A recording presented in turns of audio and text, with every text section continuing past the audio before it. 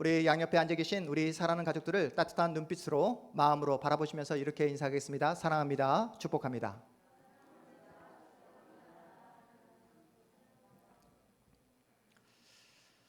오늘 우리가 사무엘하 19장을 읽었습니다. 여러분, 사무엘하 18장에 어떤 대표적인 사건이 있었습니까? 기억하고 계시죠?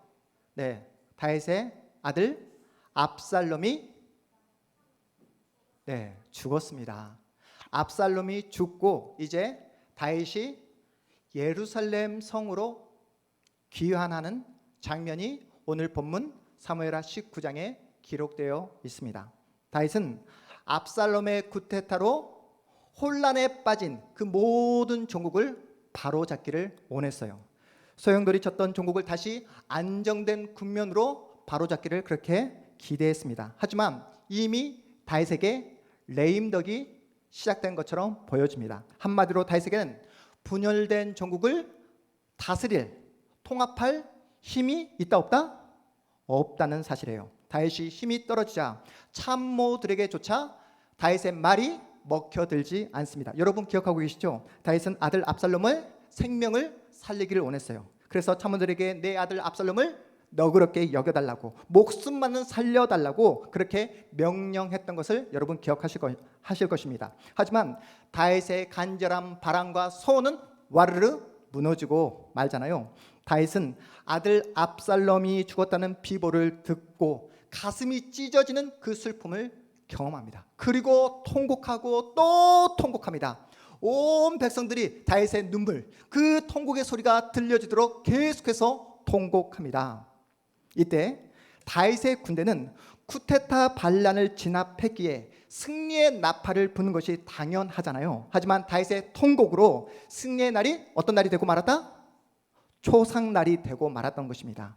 전쟁에서 목숨 바쳐 싸워 승리한 군인들이 폐잔병처럼 몰래 성읍으로 지금 들어오고 있는 그런 장면을 그리고 있습니다. 이때 요압이라는 인물이 움직입니다. 우리 본문 5절 6절 말씀 함께 읽어보겠습니다. 5절 6절입니다. 시작. 요압이 집에 들어가서 왕께 말씀드리되 왕께서 오늘 왕의 생명과 왕의 자녀의 생명과 첩첩과 비빈들의 생명을 구원한 모든 부하들의 얼굴을 부끄럽게 하시니 이는 왕께서 미워하시는 자는 사랑하시며 사랑하는 자는 미워하시고 오늘 지휘관들과 부하들을 멸시하심을 나타내심이라. 오늘 내가 깨달았느니 만일 압살롬을 살고 오늘 우리가 다 죽었다면 왕이 마땅히 여기실 뻔하였나이다. 요압은 다윗을 향한 분노를 감추지 않습니다.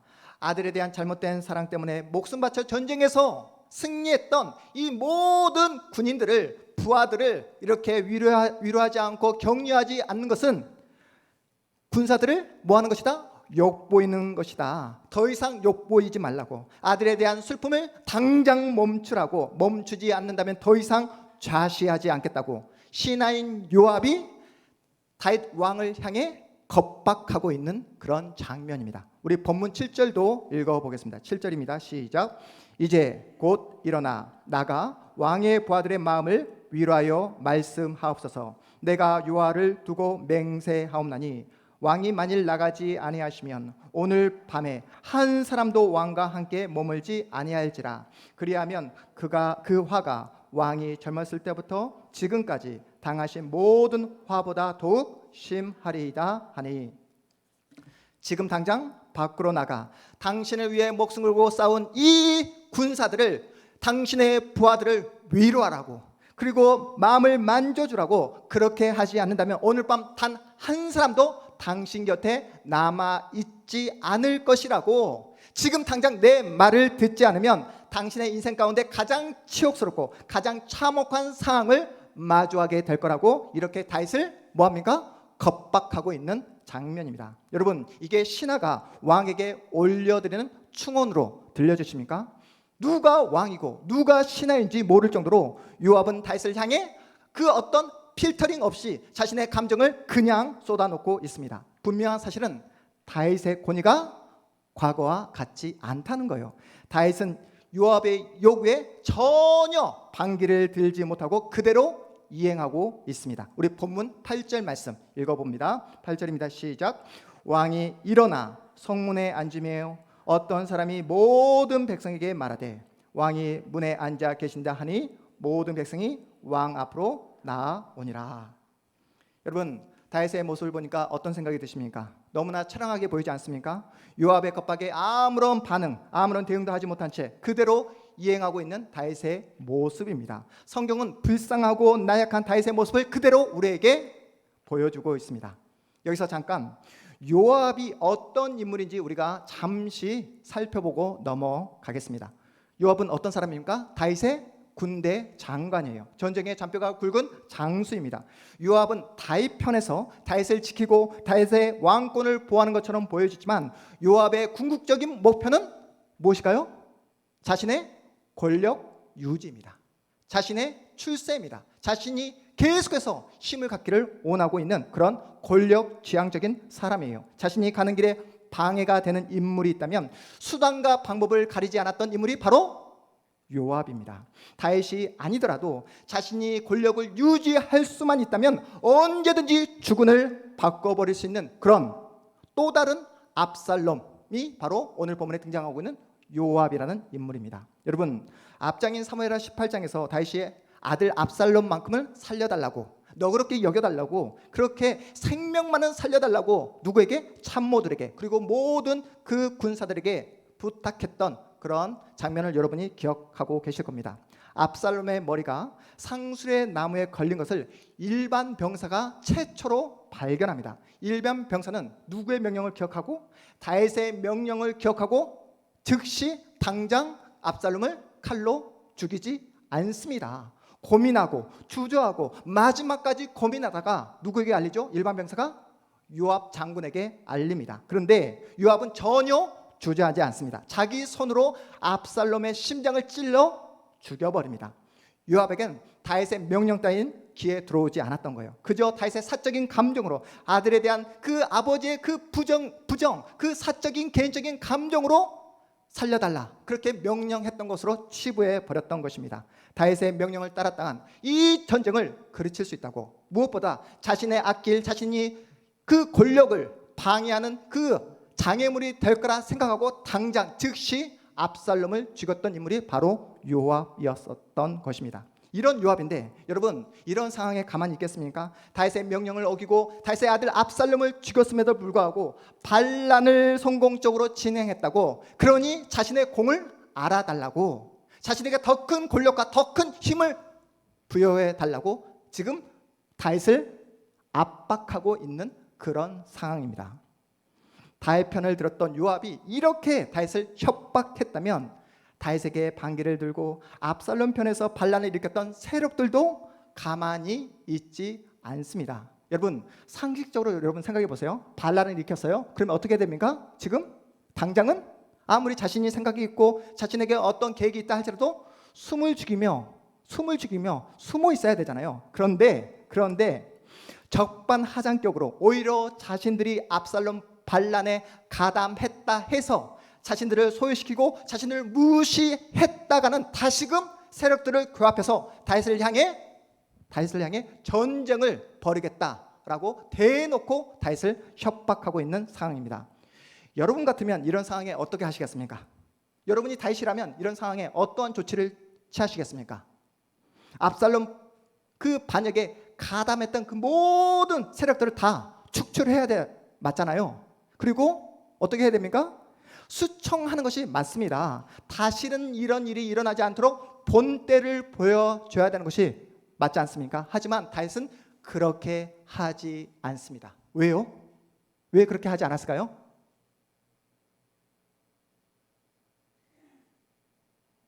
누구에게 시킬까요? 네. 왜 수청을 하고 본때를 보여줘야 됨에도 불구하고 다윗은 그렇게 하지 않았을까요? 왜요? 예하나, 왜? 목사님에게 눈빛으로 말해주세요. 그렇습니다. 뭐요? 다윗은 그들에게 본때를 보여줄 만한 정치적인 힘이 없었기 때문에 그렇다는 거예요. 여러분, 다윗이 처한 상황이 어떤 상황인지 이해가 되십니까? 다윗은 어찌하든 이 혼란스러운 전국을 분열된 전국을 다시 하나로 통합하고 싶었어요. 그래서 다윗이 고안한 생각이 무엇입니까? 바로 압살롬의 군대 장관이었던, 반대편 수장이었던 압살롬의 군대 장관이었던 아마사를 자신의 군대 장관으로 임명합니다. 다윗 입장에서는 여러분 모험을 거는 거예요. 사실 반대편 수장이었던 그런 자를 군대 장관으로 임명한다는 것이 쉬운 결정이었겠습니까? 하지만 이 정도의 위험을 감수하지 않고서는 성난 민심을 잠재울 수 없었기에, 그리고 그 아마사를 이스라엘 군대 장관으로 세우지 않고서는 이스라엘 전체를 하나로 통합하기가 어렵다 판단했기에 다윗은 정치적인 결정을 한 것입니다. 거기다가 내부에 자신을 괴롭히고 자신을 힘들게 하는 누가 있습니까? 바로 요압이라는 인물이 있었잖아요. 그 요압이라는 인물을 견제해줄 또 다른 세력이 다윗에게 필요했던 것입니다. 그래서 아마사를 군대 장관으로 임명합니다. 우리 본문 우리 읽지 않았지만 13절 말씀 함께 읽어봅니다. 시작. 너희는 또 아마사에게 이르기를 너는 내 권력이 아니냐. 요압을 이어서 항상 내 앞에서 지휘관이 되지 아니하면 하나님이 내게 벌 위에 벌을 내리시기를 바라노라 하셨다 하라 하여. 여러분 다윗이 지금 어떤 상황에서 아마사를 군대 장관으로 임명했는지 보여주십니까? 그리고 아마사를 임명하면서 하나님의 이름까지 지금 동원하고 있습니다. 다윗은 아마사를 군대 장관으로 임명해서라도 분열된 혼란스러운 전국을 통합하고 하나로 묶고 싶은 그런 개인적인 그런 마음이 있었던 것입니다. 한마디로 다윗은 이빨 빠진 호랑이가 된 거예요. 다시 지금 처한 상황이 어떤 상황이라고요? 이빨 빠진 호랑이. 네, 발라는 진압했지만 이스라엘 12지파를 하나로 통합하기에는 다윗에겐 힘이 없습니다. 여러분 보셨잖아요. 겉으로는 다윗 편을 들고 있지만 자신의 권력 유지에만 혈안이 되어 있는 요압이 있는가 하면 다른 한쪽에서는 자신들의 건재함을 과시하면서 다윗을 압박하는 세력들이 다윗 주변에 쫙 깔려 있습니다. 다윗은 왕이지만 자신이 원하는 것을 거의 하지 못하고 있는 그런 상황이에요. 주변 정치 세력들의 눈치를 봐야 하는 그런 상황입니다. 다들 자신들의 정치적 입장과 그 권력을 유지하기 위해 다윗을 계속해서 흔들고 위협하고 있는 그런 상황이에요. 다윗은 그 중간에서 더 이상 전쟁이 일어나지 않도록, 더 이상 그 최악으로 상황이 치닫지 않도록 중재라고 말을 하지만 뭘 하고 있는 것이죠? 지금 눈치를 보고 있는 거예요. 오늘은 이쪽 편에 가서 타협을 하고 내일은 저쪽 편에 가서 협상을 해야 하는, 눈치를 보면서 하루하루 살 얼음판을 걸어가야 하는 그런 상황에 다윗이 놓여져 있습니다. 그렇다면 하나님은 왜 다윗이 가진 강력하고 날카로운 그 이빨을 다 뽑아 버린 것일까요? 다윗에게 강력한 이빨이 주어졌다면 여러분 요압을 가만히 두었을까요? 당장에 제거하고 말았을 것입니다. 그리고 압살롬 편에 들었던 그 모든 가담자들을 다 숙청하고 말았을 거예요. 하나님은 왜 이빨 빠진 호랑이 역할을 다윗에게 감당하라고 하신 것일까요? 왜요? 이빨 빠진 호랑이가 된 것이 다윗에게 가장 큰 은혜이고 가장 큰 축복이기 때문에 그렇다는 거예요. 여러분 다윗이 언제 무너졌습니까? 언제 다윗이 무너졌습니까? 언제요? 승승장구할 때요.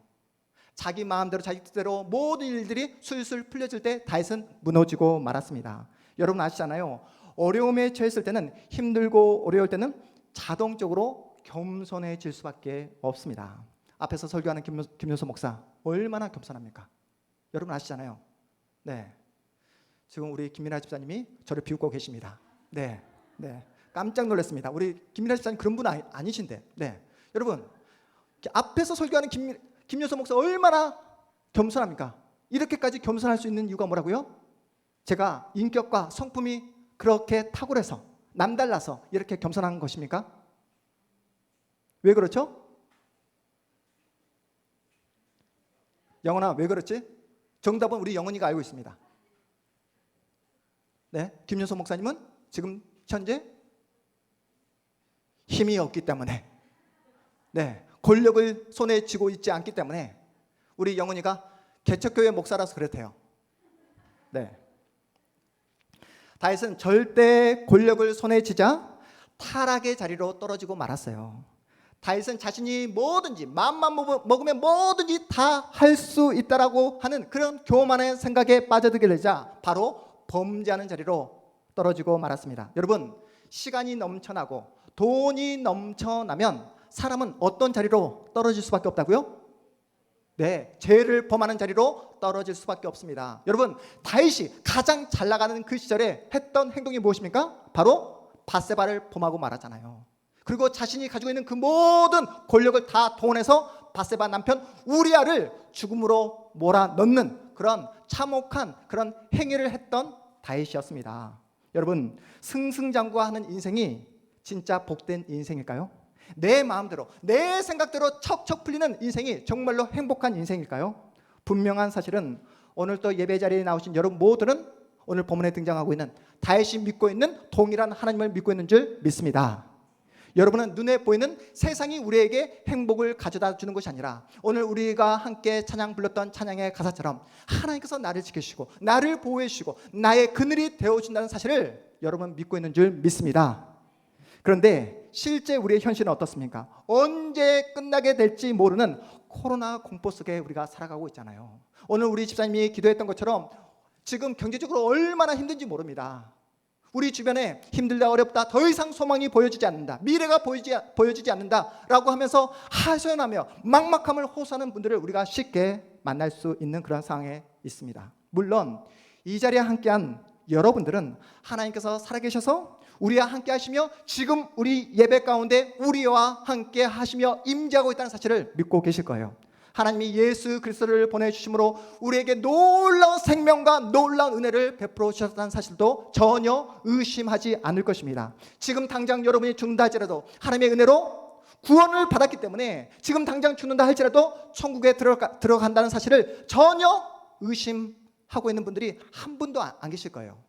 하지만 문제는 그 하나님이 나를 지켜주시고 나를 보호해주시고 그 하나님께서 나의 그늘이 되어주신다 하셨는데 그 사실이 피부로 직접적으로 와 닿지 않는다고. 하나님의 도우심과 하나님의 나를 지켜주심이 구체적으로 실제적으로 나에게 다가오지 않는다라고 그렇게 불평하고 있는 분들이 계실 것입니다. 하나님을 믿고 있음에도 불구하고 왜 나의 삶은 이토록 힘들고 어렵단 말인가? 내가 지금 터널을 지금 지나가고 있는데 지금 앞이 보이지 않는 빛이 보이지 않는 이 어둠의 터널을 언제쯤 벗어날 수 있단 말인가? 이러한 마음을 가지고 하나님 앞에 정말로 불안하고 아파하고 슬퍼하고 답답한 마음으로 이 자리에 나오신 우리 성도님도 계실 거예요. 하나님께서 다시 예루살렘 성으로 귀환하는 다윗에게 이렇게 처량한 현실을 허락하신 이유가 무엇일까요? 하나님의 구원받은 자녀가 되었음에도 불구하고 여러분에게 답답하고 힘들고 어려운 상황을 허락하신 이유가 무엇일까요? 인간이란 존재는 어떤 존재입니까? 편안하고 등 따뜻하고 지금 여름이니까 등 시원하고 그렇죠? 배부르면 하나님을 간절히 찾지 않는다? 간절히 찾지 않는다는 거예요. 힘들고 어렵고 답답한 현실을 마주할 때만이 하나님을 바라보고 하나님을 의지하며 하나님께 엎드리는 그 존재가 바로 인간이기에 하나님은 우리 마음대로 내 생각대로 이루어지지 않는 그런 현실을 신자인 우리에게 허락하고 있다는 사실입니다. 제가 존경하는 목사님에게 들었던 이야기인데요. 제가 힘들 때마다 어려울 때마다 이 목사님이 저에게 들려준 이야기를 저는 항상 기억하고 또 되새깁니다. 한 목사님이 저처럼 교회를 개척하시고 정말로 궁핍하게 가난하게 사셨다고 해요. 자녀들에게 짜장면 하나도 제대로 마음껏 사주지 못할 만큼 경제적으로 힘들었다고 합니다. 교회 월세도 밀리고 쌀통에 쌀이 떨어져 그저 하나님 앞에 나와 하염없이 눈물을 흘리며 기도를 하셨다고 해요. 아니, 기도가 아니라 하나님 앞에서 하소연하며 하나님을 향해 불평을 했다고 합니다. 하나님이 하라고 해서 목사가 되었고 하나님이 교회를 세우라고 해서 교회를 세웠는데 이게 웬일입니까? 지금 사역이 전혀 기쁘지가 않습니다. 사역이 전혀 행복하지가 않습니다. 제가 이러려고 목사가 되었습니까? 제가 이러려고 교회를 세웠습니까? 제가 가장으로서 아내를 볼 면목이 전혀 없습니다. 자녀들에게 아버지로서 역할을 제대로 감당하지 못하고 있습니다. 입에 풀칠하기도 힘든 현실인데 이렇게까지 하면서까지 교회를 계속해서 유지하는 것이 맞습니까? 라고 하나님을 향해서 불평하고 하소연하자 하나님께서 그 목사님을 만나 주셨다고 해요. 그때 하나님께서 그 목사님에게 이렇게 말씀하셨다고 합니다. 그래, 좋다. 네가 원하는 것을 내가 다 들어주마 라고 하나님께서 말씀하시자 이 목사님이 하나님께 지금까지 마음 가운데 품고 있었던 모든 소원, 바람을 다 하나하나 쏟아 놓았다고 합니다. 먼저 하나님 저도 동기 목사님들 앞에서 떳떳하게 자랑할 수 있는 새 예배당, 그것도 큰 예배당을 저에게 허락해 주십시오. 그러자 하나님께서 좋다 내가 새 예배당, 큰 예배당 주겠다. 그러자 이 목사님이 또 이렇게 하나님께 말씀을 하셨다고 해요. 네, 새 예배당을 주신다고 하셨으니 그 새 예배당, 큰 예배당에 차고 넘치는 많은 성도를 허락해 주십시오. 그래, 좋다. 또 없느냐? 하나님, 지금까지 우리 아내 너무나 고생을 많이 했습니다. 개척교회 목사의 아내로서 너무나 고생을 많이 했는데 우리 아내를 축복해 주시고 우리 자녀들을 축복해 주십시오. 그래, 좋다. 또 없느냐? 이 목사님이 이렇게 말씀하십니다. 그 차고 넘치는 성도들, 그 새 예배당에서 마음껏 사역할 수 있도록 저에게 건강의 축복 허락해 주십시오 라고 이야기했다고 합니다. 그때 하나님께서 또 없느냐? 라고 이렇게 묻자 이 목사님께서 말씀하시기를 하나님 저도 염치라는 게 있습니다. 저도 염치라는 게 있습니다. 진짜 마지막입니다. 진짜 마지막으로 하나님께 원하는 것은 바로 제가 다른 사람들 앞에서 치사해지지 않도록 저에게 물질의 축복, 경제적인 축복을 허락해 주십시오 라고 이야기했다고 합니다. 다 구했느냐? 네, 이 정도면 된 것 같습니다. 여러분, 더 구할 것 있습니까? 네, 이 정도면 됐겠죠? 네, 이때 하나님께서 이 목사님에게 이렇게 말씀하셨다고 해요. 네가 나에게 요구하고 나에게 간구했던 모든 것들 내가 다 들어주겠다. 하지만 다시는 너는 나를 볼 수 없을 것이다. 네가 바라고 소원하는 것을 다 포기하고 나를 선택할래? 아니면 네가 원하는 것을 다 가지고 나를 포기할래? 이렇게 하나님께서 그 목사님에게 말씀을 하셨다는 것입니다. 여러분, 이 개척교회 목사님 이야기가 우리에게 던지는 메시지가 있지 않습니까? 하나님께서 우리에게 허락하신 우리의 모든 상황과 현실 속에서 우리 모두가 누구의 자녀답게? 하나님의 자녀답게 살아가기를 원하고 계십니다. 그런데 우리는 어떻게 행동합니까? 하나님, 지금은 안 됩니다. 지금은 못합니다. 지금 제 상황을 그 누구보다도 하나님께서 더 잘 알고 계시잖아요. 하나님, 제가 더 많이 돈을 번 다음에요. 하나님, 제가 다음에 건강해진 다음에요. 지금보다 상황과 환경이 더 나아진 다음에 하나님을 위해 살겠습니다 라고 하면서 계속해서 신자로서의 역할, 하나님의 자녀로서 감당해야 될 그 자리를 계속해서 내일로, 다음으로, 또 다음으로 미루고 또 미루고 있지는 않으십니까? 여러분의 지금 내 모습이 세상적으로 잘 나가든 못 나가든 상관이 없습니다. 여러분 보시기에 그날이 그날 같고 어제와 오늘 별반 차이가 나지 않는 그런 상황 속에서 그 자리에서 여러분의 허락된 그 하루하루를 신자인 우리는 하나님의 자녀답게 살아가는 것, 이것이 바로 신자의 본연의 모습이라는 거예요. 참다운 신앙 생활이라고 성경이 우리에게 말씀하고 있는 것입니다. 여러분, 우리가 하나님의 자녀이기에 우리는 끝까지 뭐 하는 것입니까? 인내하는 거예요. 끝까지 하나님의 말씀 붙잡고 기다리는 것입니다. 누가 보지 않더라도 성실하게 오늘을 살아내는 거예요.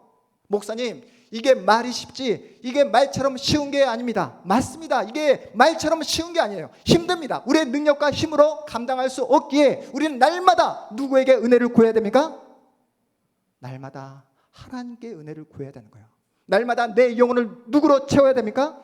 예수로 채워야 되는 것입니다.